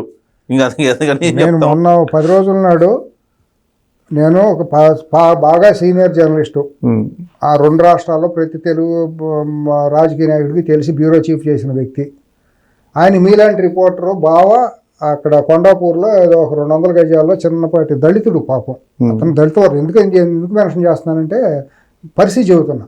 అతను బిల్డర్గా చిన్న సైట్లు 300-400 గజాలు కట్టుకుంటున్నాడు. అతను ప్రకాశం జిల్లా నుంచి వచ్చి కట్టుకుని అక్కడైతే అతను నానహింస పెట్ట మొదలెడితే ఏదో న్యూస్ ఛానల్ పేరు చెప్పి అది ఇది నడిస్తే వాళ్ళ బామ్మర్ది జర్నలిస్టు, ఒక సీనియర్ జర్నలిస్టే. పాపం అతనున్న పరిస్థితుల్లో ఈ సీనియర్ ఫోన్ చేస్తారు, మీకేం తెలియదు చెప్పండి, మా బావగారిని ఇబ్బంది పెడుతున్నారండి, సతాయించేస్తున్నారండి, ఇచ్చుకోలేడండి, అంతా ఏదో 300 గజాల్లో ఈ కట్టుకుని ఏదేదో చేసుకుంటున్నాడండి అని అంటే, మియాపూర్ బీటో అది చూసి ఇప్పుడు నేను చెబుతాలే అని చెప్తే, కుదరదు దేనికి అదే అని మీరు చేశారు కాబట్టి సగం ఇవ్వండి, అంత మునిపి అయితే ఒకటి అని చెప్పి నువ్వు మా అడిగామని చెప్పి మీరు అక్కడ తీసుకెళ్తారని చెప్పి అదొక ఇది. ఇవాళ బిల్డింగ్ కడతా అంటేనండి ఆఫీసర్లకు ఇచ్చేది ఎంత ఉందో మనకు తెలియదు కానీ వాళ్ళు టైప్ అయ్యారండి, టైప్ కొన్ని చోట్ల టైప్. ఇప్పుడు వాళ్ళకి టైప్ అయిపోయి తీసుకుంటున్నారు. అయిపోయింది. ఇప్పుడు నాకు ఫేస్ చేసినటువంటి ఇష్యూని నేను ఎమ్మెల్యే దగ్గరికి తీసుకెళ్ళా. ఎమ్మెల్యే దగ్గరికి తీసుకెళ్తే ఎమ్మెల్యే ఏం చెప్పాడు సార్, ఏంటి రావు గారు మా బంధువు కడుతుంటే నేను ఇచ్చేసానండి, వాళ్ళ దెబ్బకు తట్టుకోలేక అని చెప్పాడు. అసలు తర్వాత నలుగురి మీద కేసులు పెట్టించాడు. మరి గద్దలో రాబందులాగా తయారయ్యారండి. ఇది ఎక్కడ దారుణం అండి. అందుకే ఎవరు జర్నలిస్ట్ కాదనేది ఖచ్చితంగా దీని మీద స్క్రూటినీ జరగాల్సింది. తర్వాత రేవంత్ రెడ్డి గారు కూడా దీన్ని కట్టడి చేయాలి, లేకపోతే అది ఉరితాడుగా అయిపోతుందండి వీళ్ళకి, ప్రభుత్వాలు ఇక్కడ చంద్రబాబు గారికి కానివ్వండి లేకపోతే రేవంత్ రెడ్డి గారికి కానివ్వండి. గత 2 ఏళ్ళుగా మీరు చూడండి ఎంత క్యారెక్టర్ అసాసినేషన్ చేస్తా కొన్ని యూట్యూబ్ ఛానల్స్, కొన్ని ట్విట్టర్ దాంతో ఎంత అసాంఘికంగా ఆయన రేవంత్ రెడ్డి గారిని ట్రోల్ చేస్తున్నారు. ఇప్పుడు ఈ న్యూస్ అంటే సరే ఇండైరెక్ట్ గా ఇచ్చారు పేర్లు పెట్టకుండా, అయినా కానీ తెలిసిపోయింది అనుకోని ఎవరనేది. అంతకు ముందు ఇప్పుడు ఎవరైతే సోకాళ్ళు పార్టీ అధినేతలు ఉన్నారో వాళ్ళ ఫ్యామిలీలకు సంబంధించినటువంటి వ్యక్తిత్వం జరిగింది. తప్పండి, ఎవరిదైనా తప్పండి. ఎంతోమంది ఆడపిల్లలు చేశారండి, పేర్లు అప్రస్తుతంగానే ఆడపిల్లల గురించి చేశారు, సినిమా హీరోలు అది ఇదని. ఎంత తప్పండి అది. ఏ ఆడపిల్లండి, మన ఆడపిల్లండి, మన తల్లి అండిదండి. ఆ మాత్రం అన్నం తింటలేదండి, కడుపు పెడతాంటున్నారు యాదవ్లో. సంస్కారహీనులు, బుద్ధి జ్ఞానం ఉండాలి కదండి. టాప్ టు బాటం ఉండేవాడికి, రాసినాడికి, చదివిన దానికి, ఏది చేసిన దానికి, సంస్థ యజమానికి, ఏ ఛానల్ అయినా సరే కూర్చుని సార్. మీరు లోతుగా ఆలోచిస్తే ఇప్పుడు మీకు అవగాహన ఉంది ఎక్కడి నుంచి వస్తుంది ఆ న్యూస్. ఫస్ట్ ఒక జర్నలిస్ట్ రాస్తాడు, దాని సబ్ ఎడిటర్ దాన్ని కొంచెం డస్క్ లో పాలిష్ చేస్తాడు. ఆ తర్వాత అవుట్పుట్ ఎడిటర్ ఉంటాడు, అవుట్పుట్ ఎడిటర్ చూస్తాడు, అవుట్పుట్ ఎడిటర్ తీసుకెళ్లి ఎడిటర్ చూపిస్తాడు, అవుట్పుట్ ఎడిటర్ చూపిస్తాడు, ఎడిటర్ సిఇఓ ఎవరో ఒకరు ఉంటారు చూపిస్తారు, ఆయన సిఇఓ చూపిస్తాడు, సిఇఓ పోయి చైర్మన్ చూపిస్తాడు. అవన్నీ లేవండి మీరు అనేది ఎథికల్ గా వెళ్ళేది, ఇవాళ అంతా అనెథికల్. ఇవాళ ఎండి పైన కూర్చుంటాడు చైర్మన్, ఎండీని ఏదో పోస్ట్తో ఒక దుకాణం పెట్టుకుని వాడు చెబుతాడు ఇవాళ డబ్బులు రాలేదు పలానాడి మీద, వాళ్ళు ఒక చిన్న ప్రోమో వేయి, అవును ఆ ప్రోమో వేసి 2 రోజులు నడుపుతారు. అవతలాడు పరిగెత్తుకొచ్చి బేరం మాట్లాడుకుంటే ఆ ప్రోమోతో అది ఆగిపోతుంది. ఎలా ఇవ్వాలో కూడా వీళ్ళే చెబుతారు. లేదంటే పలానాడి మీద క్యారెక్టర్ అసాసినేషన్ చేస్తే కుమ్మేసే ఒక వార్త అంటారు. మీరు బురద అయితే కట్టుకునే లోపు ఈ క్యారెక్టర్ పోతుంది. నిజమే అది. ఇప్పుడు పిల్లలో పెళ్ళం అత్తమామలో తల్లిదండ్రులు అందరూ సమాజంలో చీడపురుగులాగా తయారైపోతారు ఆడేసిన వార్తకి. దాని మీద తర్వాత వివరణ లేదు, మేము వేసిన పొరపాటు. ఇవాళ ముఖ్యమంత్రి రేవంత్ రెడ్డి గారు, సజ్జనార్ గారు వీళ్ళందరూ యాక్షన్ తీసుకోమంటే తప్పు అయిందని వీళ్ళు సవరణ వేశారు. కానీ వీళ్ళు ఇన్ని ఛానల్స్ ఎంతమంది మీద తప్పు అయిందని వేశారండి. ఒక వార్త వేసేటప్పుడు మీకున్న సీనియర్ జర్నలిస్ట్గా మీకున్న అవగాహన ఏంటి, ఒక వార్త రిపోర్ట్ చేసే ముందు కౌంటర్ కూడా వెళ్ళి అడగాలి, ఒపీనియన్ తీసుకోవాలి. ఇది వచ్చింది మా దగ్గరికి మీరు ఏమంటారని. ఇద్దరిది అయినప్పుడు మీరు 2 పక్షాలను మీరు రిపోర్ట్ చేయాలి. ఇవాళ అవకాశం ఉందండి ఎక్కడ? మేము మీ బురద వేసేసేస్తాం, మీ సాగు మీరు సావండి. ఇదే దుకాణమా? ఇది దీనికంటే దావుదీపురం బెటర్ కదండి అంటే దేశానికి. ఇక్కడ ఇంకొకటి ఉందండి, మీడియాలో ఒక ఇన్ఫర్మేషన్ తెలిసినప్పుడు దాన్ని ప్రచురించడం, టెలికాస్ట్ చేయడం జరుగుతుంది. ఆ తర్వాత చేయాల్సింది ఇన్వెస్టిగేషన్ ఏజెన్సీలు మొత్తం 100కు 100 ఇన్వెస్టిగేషన్ చేసే బాధ్యత జర్నలిస్టులు. ఇన్వెస్టిగేట్ చేయడానికి ఇన్వెస్టిగేటివ్ జర్నలిజం అనేది వేరండి. ఇన్వెస్టిగేటివ్ జర్నలిజం అంటే బెడ్రూమ్లోకి వెళ్ళి, మసాజ్ సెంటర్లోకి వెళ్ళి, వేసా గృహాల్లోకి వెళ్ళి చేసేది ఇన్వెస్టిగేటివ్ జర్నలిజం కాదండి. మీకు ప్రభుత్వ భూములు ఆక్రమించింది, డాక్యుమెంటేషన్ ఉంటుంది, బయటకు తీయండి. గవర్నమెంట్ రిలేటెడ్ లేకపోతే పొల్యూషన్ కంట్రోల్లో జరిగే అవినీతులు చాలా ఉండేవి, పర్యావరణానికి భంగం జరుగుతున్నాయి. ఇవాళ ప్రభుత్వ శాఖల్లో జరుగుతున్న దొంతరల అవినీతి చాలా ఉంది. ఇవాళ సుప్రీంకోర్టు తీర్పును కూడా అమలు చేయలేని పరిస్థితుల్లోకి వాళ్ళు వచ్చేసినాయండి. ఇవాళ అపహాస్యం పాలవుతున్నాయి. సుప్రీంకోర్టు జడ్జిమెంట్లు, హైకోర్టు జడ్జిమెంట్లు కూడా అపహాస్యం పాలైపోతున్నాయి. డోంట్ కేర్ అంటున్నారు, ఇంప్లిమెంట్ చేయట్లా. దాని మీద మీరు ఒక దిశానిర్దేశం చేసి మంచి వార్తలు చేయండి, అది సమాజానికి మంచిది. న్యాయ వ్యవస్థ కూడా ఒక ముళ్ళుగారులాగా ఉంటుంది, ఎత్తి చూపితే ఆఫీసర్లు కూడా ఒక ఇదిగా ఉంటుంది. ఇప్పుడు తినగా గారి మొక్క చేతి అన్నట్టు సుబ్బారావు గారు, ఊకే చెత్త అన్ని వార్త కిందకి తీసుకొచ్చామనుకోండి, అది డస్ట్బిన్ లాగా అవుతుందండి. క్వాలిటీ వార్తలాగా కనుక మంచి ఇదిగా చేశారు అనుకోండి, వాడు కరణ్ తాపర్ చేస్తాడు. కరణ్ తాపర్ అని ఆయన ఒక ఇంటర్వ్యూ చేస్తే కొన్ని మిలియన్ల మంది చూస్తారు. అటువంటి వాళ్ళు చాలా మంది ఉన్నారు, ఢిల్లీ స్థాయిలో ఉండేవాళ్ళు, ఇక్కడ కూడా ఉండేవాళ్ళు కొంతమంది ఉన్నారు కదా. కాకపోతే ఆ స్పేస్ అనేది మీకు తగ్గిపోయింది. మెయిన్ స్ట్రీమే యూట్యూబే కదా. ఇప్పుడు మెయిన్ స్ట్రీమ్ దురదృష్టవశాత్తు అటు తయారైపోయింది. ఏం చేస్తాం? ఇప్పుడు ఎంఐబి రూల్స్ ఉన్నాయండి. ఈ ఎంఐబి రూల్స్ ఏంటంటే, ఒక పార్టీకి వాళ్ళే అనుమతి ఇచ్చిస్తున్నారు, పార్టీకి సంబంధించి అలైడ్గా ఛానల్స్. తర్వాత మీరు రౌడీ షీటర్స్ లేదంటే క్రైమ్ ఉన్న వాళ్ళకి ఇవ్వకూడదు, కానీ ఇస్తున్నారు. మరి తప్పు అక్కడే జరుగుతుంది కదా. అక్కడే ఇప్పుడు దీంట్లో ఇత్తు ముందో చెట్టు ముందని మనం ఎవరు మాట్లాడటానికి సరిపోని పరిస్థితిలో ఉన్నాం సుబ్బారావు గారు. దేశం అట్లా వెళ్ళిపోతుంది, మనం వెళ్తున్నాం. ఇదేంటంటే ఆడపిల్ల విషయంలోనూ వ్యక్తిత్వాలు జరుగుతా, తప్పు జరిగింది. ఒక అధికారిని మీకు ఇట్లా ఉన్నప్పుడు సామాన్య పరిస్థితి ఏంటి? ఒక పోలీస్ కమిషనర్ వెళ్తేనే మీరు ధర్నాలు చేసి బెదిరిస్తాం, బ్లాక్మెయిల్ చేస్తామని చెబుతుంటే, నాకు తెలుసు నేనేం జరిగిందో కథ. నేను మాట్లాడితే బాగా ఒకటి చరిత్ర తెలుసు, వీళ్ళు ఏమేం చేశారో. అంటే ఏంటి దీని వెనక వాళ్ళని బ్లాక్మెయిల్ చేసేదన్నా తీసుకోవాలనుకున్నారా? రేవంత్ రెడ్డి అనే ఆయన్ని అన్పాపులర్ చేయాలండి, వాళ్ళకి సహించలేకుండా ఉన్నారండి. రేవంత్ రెడ్డి అనే ఆయన్ని, అక్కడ చంద్రబాబు నాయుడు అనే ఆయన్ని, ఇద్దరిని ఇక్కడ ఉంచడానికి వీలు లేదు. వ్యక్తిత్వాలు చేయాలంటే ముందు ఐఏఎస్లు ఐపీఎస్లు డిమోరలైజ్ చేసేస్తే భయపడిపోతారు, ప్రభుత్వం ప్యారలైజ్ అయిపోతుంది అనేది ఒక వ్యూహాత్మకంగా అట్లా మొదలెట్టారు.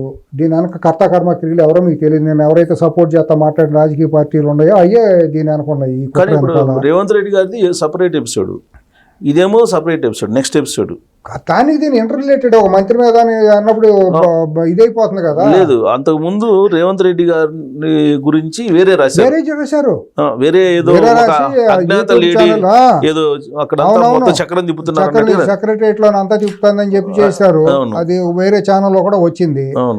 వచ్చినప్పుడు ఏమైందంటే, ఇప్పుడు రేవంత్ రెడ్డి గారు కూడానండి, నేను గత 2 ఏళ్ళుగా చూస్తున్నాను, నేను కొంతమంది మిత్రుల దగ్గర కూడా అన్నాను, ఆయన కూడా మరి ఎందుకని వదిలిపెడుతున్నారు సోషల్ మీడియాని? అసలు పూర్తిగా కాంగ్రెస్ పార్టీ వదిలేసిందండి, కౌంటర్ అటాక్ ఇచ్చే పరిస్థితిలో లేదండి.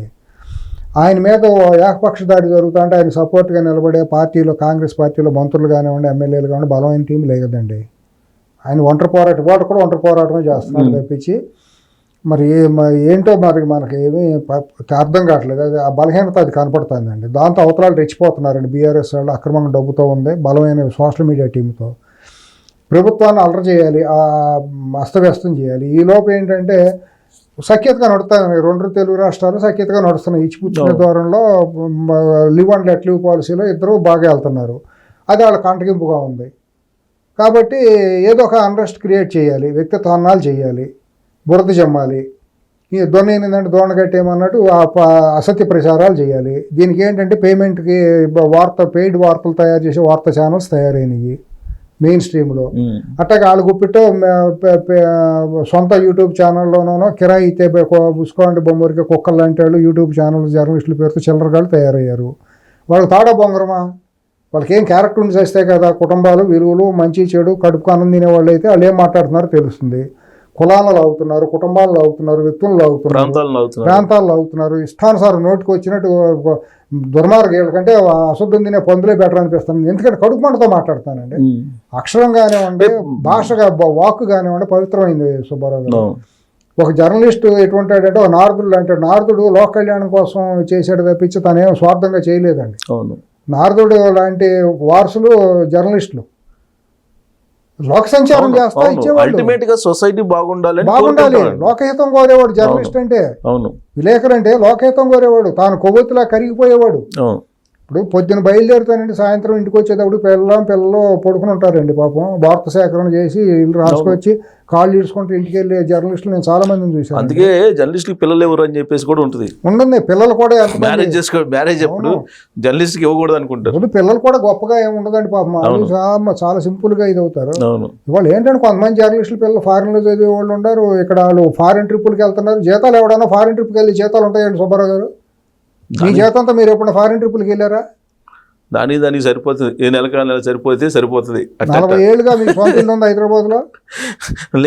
అదే సరే. ఇప్పుడు చాలా మంది నేను పేర్లు పెట్టి పిలవగలిగిన జర్నలిస్టులు చాలా మంది ఉన్నారు. చాలా మంది సొంత ఇళ్ళు లేవండి. నిన్నగా మొన్న వచ్చినాడు బ్రహ్మాండం డూప్లెక్స్ లో విల్లాలు, కార్లు, రోల్స్ రాయ్స్, మంచి ప్రీమియం కార్లు. ఇప్పుడు వస్తున్న జర్నలిస్టులకి ఎక్కువ మందికి ఉంది, కానీ అంతకు ముందు ఉన్న జర్నలిస్టులకి 90% లేదు. సొసైటీ కోసం ఎంతో కొంత మనం చేద్దాం. మీలాంటి వాళ్ళు వెళ్తే సీఎం గారు అపాయింట్మెంట్ ఇచ్చారు, మంత్రి గారు అపాయింట్మెంట్ ఇచ్చారు, ఒక వార్త వచ్చింది, చేసాం. తీసుకొచ్చిన వార్త ఇక్కడ విలువ లేదు, డస్ట్బిన్లో వేయటమే. మేనేజ్మెంట్లో విలువ లేదు, చేసేంత చేసినా కూడా. నేను చాలా మందిని ఫ్రస్ట్రేషన్తో ఇది అయిపోయినా. మీ ఫ్రస్ట్రేషన్ మీదే కాదు, సొసైటీలో ఉన్నటువంటి భావాలే అవి. అంతే అర్థమవుతుంది మాకు.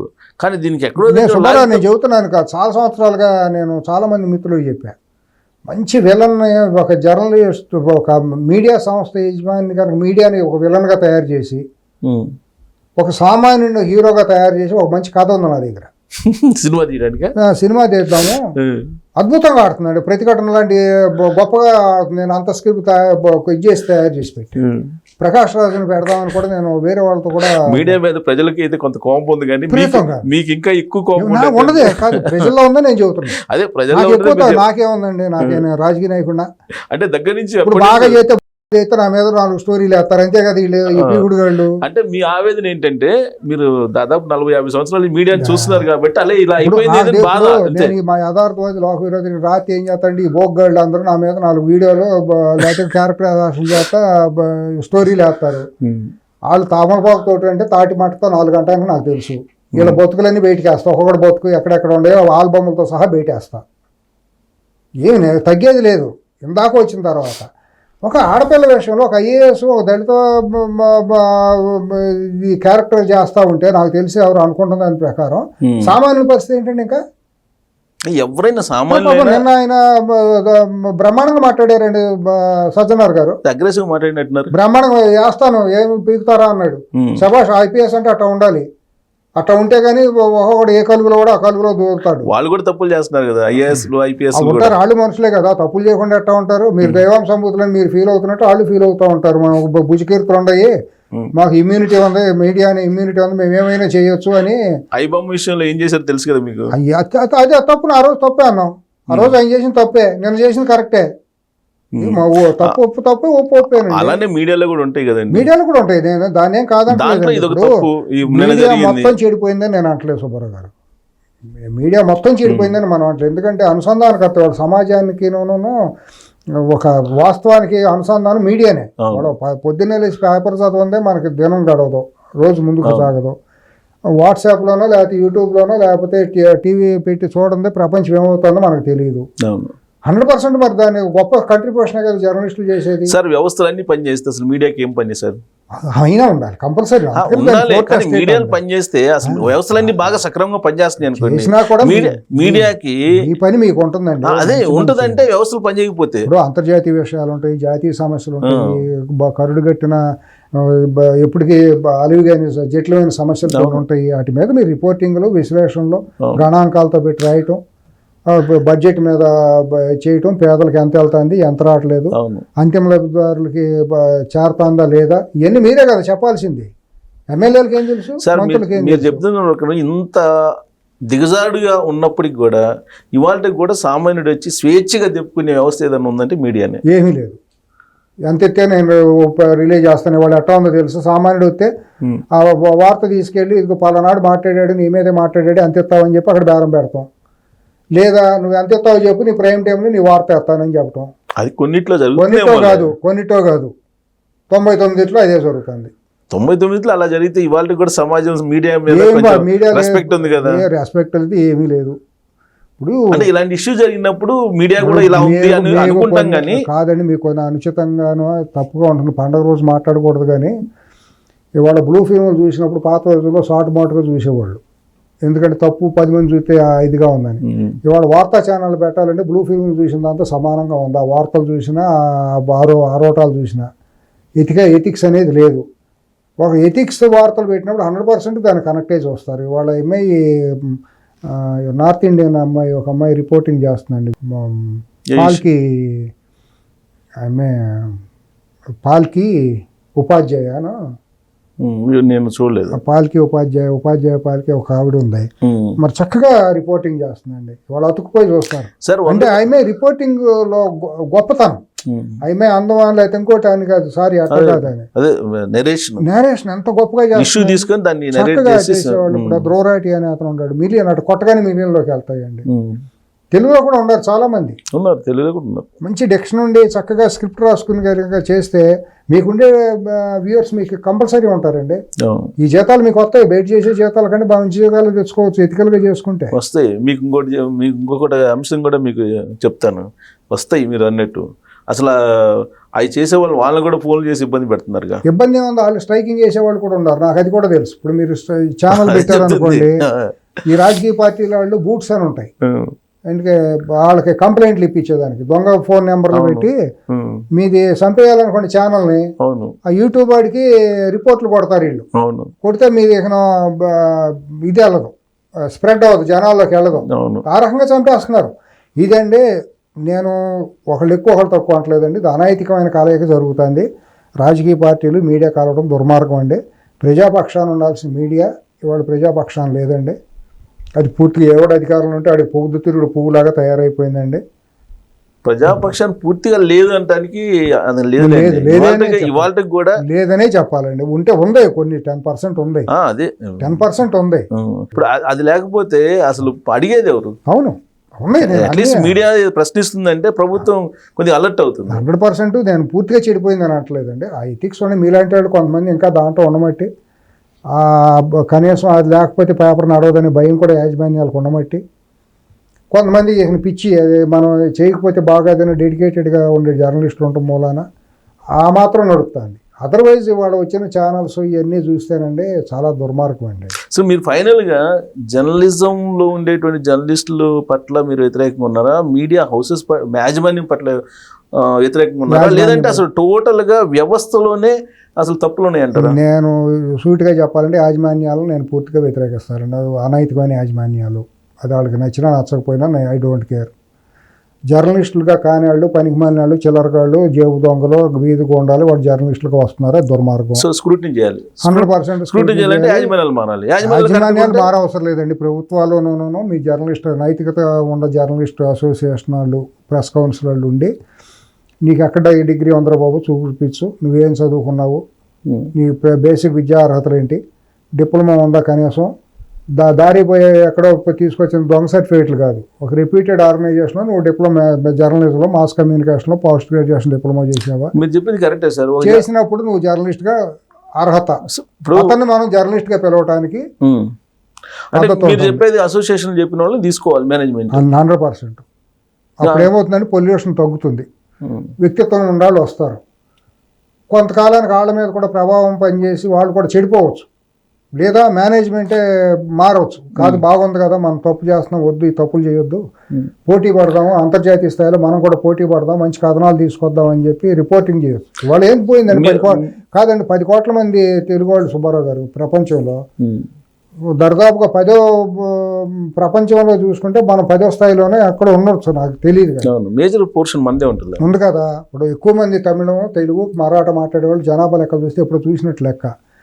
మీకు మన స్పెక్ట్రమ్ ఎక్కువ. అవును.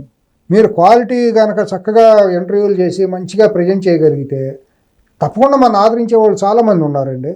మీరు చెప్పిన కండిషన్కి యాజమాన్యాలు తీసుకోవు. ఎందుకు తీసుకోవంటే కమర్షియల్స్ మీరు చెప్పిన క్వాలిఫికేషన్ ఉన్నటువంటి అతను వాళ్ళు చెప్పినట్టు న్యూస్ వాళ్ళకి కదా. అదే నేను కాంట్రడిక్షన్ అది. అదే అదే ఇప్పుడు నేను పనిచేసిన ఒక దగ్గర ఒక ఆయన ఓనరు ఏమన్నాడంటే, నేను తలుచుకుంటే నా ఆఫీస్ బైండ్స్ ఈవెన్ చేస్తాను అన్నాడు. అవును, అదే అటువంటి దుర్మార్గులు తయారయ్యారు వాళ్ళు. ఏం చేస్తాం, అదే అదే ఆ మాట అనొచ్చు. అది అన్నాడు. అతని పతనానికి సంకేతం. అతను ఏ స్థాయిలో ఉన్నాడు. ఇప్పుడు నిజాయితీ నిబద్ధత కలిగిన వ్యక్తి ఒక అక్షరాన్ని ఒక దృశ్యాన్ని పరమ పవిత్రంగా చూసి సమాజ హితం కోసం వాడే వ్యక్తి అట్లా మాట్లాడతాడా? అహంకారం, ధర్మతం, ల్యాండ్ గ్రాబింగ్లు, అక్రమ సంపదలతో డబ్బులు సంపాదించి రకరకాలుగా కొల్లగొట్టేసి 4 రూపాయలు సంపాదించగానే ఐడెంటిటీ క్రైసిస్ అండి. ఐడెంటిటీ క్రైసిస్ కావాలంటే ఏం చేయాలంటే ఒక ఛానల్ పెడితే గబుక్కుని ఎక్కడికి వెళ్ళినా గన్మ్యాన్ ఇస్తున్నారండి. గన్మ్యాన్ ఎందుకు ఇవ్వాలండి? అసలు బంగారు కుట్లు వెళ్ళిపెడితే కుట్నా అన్నట్టు ఈ మీడియా సంస్థలకు గన్మ్యాన్ ఇవ్వడం ఏంటంటే ప్రభుత్వం తప్పు కదా? అవసరం లేదు వాళ్ళకి. తప్పు కాదు అది. గన్మ్యాన్ అవసరం ఏముందండి? అంటే అనైతికం కాదు అది. గన్మ్యాన్లు పెట్టుకుని నడవటువంటి నువ్వు ఏదో బంగారు కుట్ల, నువ్వు ఏదో బ్లాక్ మెయిలర్ కింద లెక్కేగా.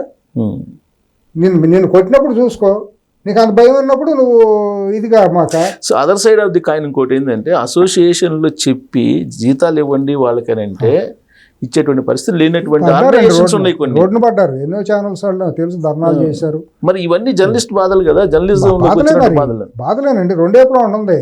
ఇప్పుడు నేనేది ఇప్పుడు మనం ఎవరో చెప్పడానికి తరం కాదండి. ఏదో బాధను వెళ్ళగక్కుంటాని మీరు పిలిచారు కాబట్టి జరుగుతున్న దాంట్లో మీడియా తప్పులు జరుగుతున్నాయి. మీడియా అనైతిక ప్రవర్తన మితిమీరిపోతుంది, శృతి మించి రాగానపడుతుంది, వ్యక్తిత్వ హననాలు చేస్తున్నారు. అది వ్యక్తులు, వ్యాపార సంస్థల నుంచి వాళ్ళు ఐఏఎస్లు, మంత్రుల స్థాయికి వెళ్ళిపోయింది. మాకు తిరుగులేదు అన్నట్టు వెళ్ళిపోయింది. కాబట్టి కట్టడి చేయటం కోసం రేవంత్ రెడ్డి గారి ప్రభుత్వం కఠినమైన చట్టపరమైన చర్యలకి సిట్ ఆదేశించింది. ఆ భాగంగా ఆయన IPS officer, commissioner, police commissioner ఆయన ముందుకు వెళ్ళారు. ఆయన్ని కూడా బెదిరించాలని చూస్తే ఆయన ఒక ఊపేటప్పటికి ఎక్కడ కలుపులు అక్కడ దాక్కున్నారు. కాబట్టి ఎవరి హక్కులు ఏంటో ఎవరి హద్దులు ఏంటో తెలుసుకుని మనుషులు గొప్ప. కానీ మేము గొప్ప వాళ్ళం. నిన్న ఏది మేనేజ్మెంట్ దృష్టిలో పట్టడం కోసం అత్యుత్సాహం ప్రదర్శించారు. దాంట్లో ఉద్యోగులు అందరూ ఎక్కువ చేయలు కొడితే మాకు ఇంక్రిమెంట్లు ఇస్తాడేమో, జీతం ఇస్తాడేమో, లేకపోతే బిస్కెట్ ఎక్కువ వేస్తాడేమో అని. అదే మీకు జ్ఞానం అదే మీది స్థాయి. కానీ సార్ ఆ ఎపిసోడ్ మొత్తం చూస్తే దొంతు రమేష్ అని ఉన్నాడు కదా, నా బ్యాచ్ అతను. దొంతు రమేష్ అని నాకు తెలిసి అతను దొంతు రమేష్ అనే అతను ఆ అరెస్టు లేకపోతే పిలిచి విచారణలో ఒక భాగమే, కానీ అతను మొదలు కాదండి. నాకు తెలిసినంత వరకు ఇప్పుడు నా బ్యాచ్ అతను జర్నలిజం కాలేజీలో నా బ్యాచ్. ఇప్పుడు చారీ ఉన్నాడండి. ఇప్పుడు ఆ చారీ అనే అతను కూడా సీనియరే. నేను పేరు వింటా ఉంటాను కదా. ఇప్పుడు అతనిది ఏమి ఉండదు. కాకపోతే పోలీస్ ఇంట్రాగేషన్లో ఏంటంటే భాగంగా ఇప్పుడు కెమెరామెన్ కూడా పిలుస్తారు. ఎందుకంటే ఆ రోజు ఎవరు వచ్చారు. ఇప్పుడు రిపోర్ట్ నేను చదివాను, నేను జర్నలిస్ట్ అంటున్నా. అమ్మాయి ఒక వీడియో రిలీజ్ చేసింది. నువ్వు జర్నలిస్ట్ ఎట్ అవుతావమ్మా? నువ్వు ఇష్టానుసారం మాట్లాడేసి నేను పిలవద్దా? నువ్వు జర్నలిస్ట్ అయితే నీకు ఏమైనా ఇమ్యూనిటీ ఉందా? నువ్వు ఇతరుల ఆడపిల్లల జీవితాలను నాశనం చేస్తావా? నేను ఈ పాయింట్ దగ్గర అదేమంటే వేరే వాళ్ళు రాశారు, నేను చదివానంటే నీ నోరుగా ఉంది, కుడి చేతికి ఆడ చేతికి తేడా తెలుసుగా. ఇద్దరు పొద్దున కాంప్లికేషన్ వస్తే నేను కూడా ఇబ్బంది పడతాను తెలియదని నువ్వు జర్నలిస్ట్ అన్నట్టు చెప్పుకుంటావు. ఆ మాత్రం కామన్ సెన్స్ లేదా? తను న్యూస్ రీడర్ కానీ జర్నలిస్ట్ అట్లా చెప్పుకుంటావు. నువ్వు జర్నలిస్ట్ కాదు. టెక్నికల్ గా కాదు, అది బ్లాక్ మెయిలింగ్. నేను జర్నలిస్ట్ అని చెప్పుకుని బెదిరించడం బ్లాక్ మెయిలింగ్. తక్షణం ఇటువంటి వాళ్ళందరూ లోపల వేయాలి చర్లపల్లి. ఇప్పుడు వీళ్ళు ఎంక్వైరీ చేసేటప్పుడు అయినా ఎవరి పాత్ర ఎంత ఉంటుంది అనేది వాళ్ళకి మినిమం వాళ్ళకి అన్ని తెలుసండి, తెలిసే చేస్తున్నారు. మిమ్మల్ని అడిగి చేస్తారు. పోనీ మీ ఇంటికి వచ్చి బాబు ఎవరిని అరెస్ట్ చేయమంటావు, ఎవరిని అడగమంటావు అని ఎండి ఇంటికి మీ ఇంటికి వచ్చి అడుగుతారా? ఇన్వెస్టిగేషన్ లో భాగం అయి ఉండొచ్చు. అంతే. బట్ అమ్మాయి అక్కడ ఎక్కడైతే స్టోరేజ్ చేశారో హార్డ్ డిస్క్ తయారు చేయడం కోసం లోపలికి వెళ్తారు. ఆ మెటీరియల్ ఇది చేయటం. అది ఒక సాక్ష్యం. దాన్ని డిస్టర్బ్ ఇది చేయకుండా వాళ్ళు దాన్ని ఇది చేయకుండా సీజ్ చేస్తారు. లేకపోతే వాళ్ళు దాన్ని హార్డ్ డిస్క్ని పగలగొట్టి టెలిఫోన్ ట్యాపింగ్ దాంట్లో ఏం చేశారు, మూసి నిధిలో పడేశారు హార్డ్ డిస్కులు తీసుకెళ్ళి. అటువంటివి చేస్తారని చెప్పి రేపు పొద్దున కోర్టు ముందు నిలబెట్టాలంటే సాక్ష్యం కావాలి కాబట్టి వెళ్తారండి. అంతేగాని బ్యాండ్ మేళం ఇచ్చి మేము వస్తాము, మీరు అన్ని తీసి పక్కన పారేసుకోండి, నేను చేత కాకుండా తిరిగి వస్తాను పోలీసులు మీకు ఇస్తారు, దొంగలకి చేతి తాళం ఇస్తారా? కాదు, ఆ అమ్మాయి అనేది కూడా నన్ను ఫోన్ చేసి పిలిపించారు, వెళ్ళాను, మళ్ళా ఫోన్ చేసి సార్లు పిలుస్తారు, 3 hours కూర్చోబెడతారు. లేడీ అని కూడా లేడీ అయితే నీ ఇష్టానుసారం మాట్లాడితే నువ్వు రా పెద్ద మహారాణివా, నేను కూర్చోబెట్టి విఐపి ప్రోటోకాల్ ఇస్తారు నీకు. 3 గంటలు కాదు 30 గంటలు కూర్చోబెడతారు. కూర్చోవాలి పోలీసు, కూర్చోవాలి. కానీ ఆ అమ్మాయి కూడా లేడీయే కదా. అయితే మాత్రం అవతల లేడీ కదా, నువ్వు మాట్లాడిన అమ్మాయి లేడీ కదా. అవతల లేడీయే, ఈ అమ్మాయి లేడీయే. ఈ అమ్మాయికి ఇవ్వాల్సినటువంటి రెస్పెక్ట్ బొట్టు పెట్టి పేటేసి పొట్టిచేర కట్టి కూర్చోబెడతారా ఏసీలు పెట్టి? ఏం మాట్లాడుతున్నారండి? సో పోలీసులు ఓవర్ యాక్షన్ చేయలేదు, 100% చేయాలి, తక్కువ చేశారు. చేయాల్సిన దానికంటే నేను చాలా నిరాశగా ఉన్నా. అంటే ఏం చేయాలనుకుంటారు ఇంకా జర్నలిస్ట్? తొక్కి పెట్టి నారలాగి కొట్టుకుంటే రోడ్డు మీద తీసుకెళ్ళాలి ఓహో నా కొడుకుని. సో ఆ తర్వాత అప్పుడు సిగ్గు వస్తుంది. భారతదేశంలో ఒక వార్త ఇవ్వాలన్నా మాట్లాడాలన్నా కూడా జర్నలిస్ట్ అని చెప్పుకునే వార్త లేదా ప్రైవేట్ లైఫ్ లోకి వెళ్లకుండా ఉండే అన్ని కూడా వార్త అంటే అదే వార్త అంటున్నారు కదా మీరు. ఇప్పుడు అది వార్త కాదు, వార్త కాదు, నేను అంటలేదండి. అది అందరూ అనేది అదే కదా. అది మరి ఏ జర్నలిస్ట్ ఒప్పుకోండి అంత మాత్రం ప్రైవేట్ లైఫ్ లోకి వెళ్ళి అది దాని మాత్రం మనస్ఫూర్తిగా ధన్యవాదాలు చెబుతున్నా మీకు. ఆ నైతికంగా మీరు అట్లా ఒప్పుకున్నందుకు ఎవరైనా మీ ఒప్పుకుంటారు. క్యారెక్టర్ కి నాకు అందుకనే నేను ప్రైవేట్ లైఫ్ లోకి వెళ్ళి మనకి ఏ రైట్ ఉందండి? ప్రైవేట్ లైఫ్ దానికి ఆ ప్రైవేట్ లైఫ్ కన్నా ఇల్లే కాదండి. ఇంకా ఉండారు చీడ పురుగులు నా కొడుకులు యూట్యూబ్ ఛానల్ పేరు పెట్టుకుని ఇష్టానుసారం కులాలను ప్రాంతాలను ఇష్టానుసారం విమర్శిస్తున్నారు. ఇక్కడ విషం చిమ్ముతున్నారు. టీఆర్ఎస్ చెప్పు చేతలు మోగ చేతి కింద నీళ్లు తాగుతా వాళ్ళ పందికొక్కుల పందులాగా తయారై ఇష్టానుసారం సమాజ విద్వేషాలు రెచ్చగొడుతున్నారు. వాళ్ళు కూడా గోండాలను వీధుల్లో రోడ్ల మీద ఎట్టయితే ప్యారెడ్ చేస్తారు పోలీసులు అట్ట కొట్టాలండి. ఎవరైనా నా తప్పుడు నన్ను కూడా కొట్టాలి, ఎవరో అతీతులం కాదు. సమాజం బాగుండాలండి, సమాజం బాగుండాలి. కానీ సమాజంలో విషం చిమ్మటం ఈ జర్నలిజం పేరుతోనూ జర్నలిస్టుల పేరుతో విశృంఖలంగా క్యారెక్టర్ అసాసినేషన్ చేయటం, అసత్య వార్తలు ప్రసారం చేయటం, వండి వార్చడం, వార్తల్ని బ్లాక్మెయిలింగ్లు చేయటం ఏంటి? ఇదే జర్నలిజం. అందుకే స్వీయ నియంత్రణ పాటించమని చెప్పి మాకు చెప్తుంటారు, క్లాసుల్లో చెప్తుంటారు స్వీయ నియంత్రణ పాటించండి. ఎథిక్స్ ఉన్న వాళ్ళకి మీరు పాతారు వాళ్ళండి, మీది అయిపోయింది. స్వీయ నియంత్రణ గత 20, 15, 20 సంవత్సరాలకి వాళ్ళ మీడియాలో తయారైన వాళ్ళందరూ క్యారెక్టర్లు నాకు తెలుసు, మీకు తెలుసు. ప్రపంచానికి కూడా మీ ద్వారా తెలియాలని నేను ఈ కంఠశోష తప్పించి నాకేం మీరు చెప్పింది కరెక్టే. 100% క్వాలిఫైడ్ జర్నలిస్టులు తీసుకుంటే ఈ పరిస్థితి రాదండి. కాదు సంస్కారవంతులు కూడా తీసుకుంటారు. ఈ పరిస్థితి రాదు, మీరు చెప్పినట్టు తీసుకుంటే. కానీ ఇవాళ ఆ పరిస్థితి లేదు కదా. లేదు కాబట్టి మార్పు రావాలని కోరుకుంటున్నాం. సో అందుకే పోలీసులు ఇలా వ్యవహరించాలంటారు, ఇంకా కఠినంగా వ్యవహరించాలని కోరుకుంటున్నాం. Thank you.